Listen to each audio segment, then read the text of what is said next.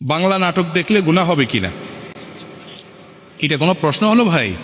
বাংলা নাটক দেখলে গুনাহ হবে মানে আপনার সন্দেহ হচ্ছে যে দেখেন কোন লেভেলে গেছে মানুষ, মনে করে হিন্দি ইংরেজি দেখলে না গুনাহ হবে, বাংলা দেখলে কি আর গুনাহ হবে? হতে পারে। দেখেন, নাটক সিনেমা দেখার সাথে হালাল হারামের সম্পর্ক হলো দৃশ্যের সাথে সম্পর্ক, এটার সাথে ভাষার সম্পর্ক।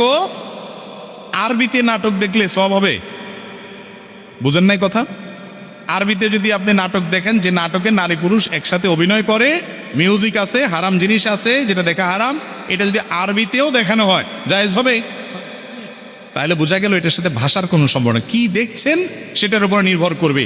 আপনি যদি কোনো অপর্ণার দিকে তাকান তাহলে সেটা দেখা কি, এবং কোনো হারাম দৃশ্য যদি দেখেন, অশ্লীল কোনো দৃশ্য যদি দেখেন, মিউজিক যদি আপনি উপভোগ করেন, তাহলে সেক্ষেত্রে সেটা কি হবে?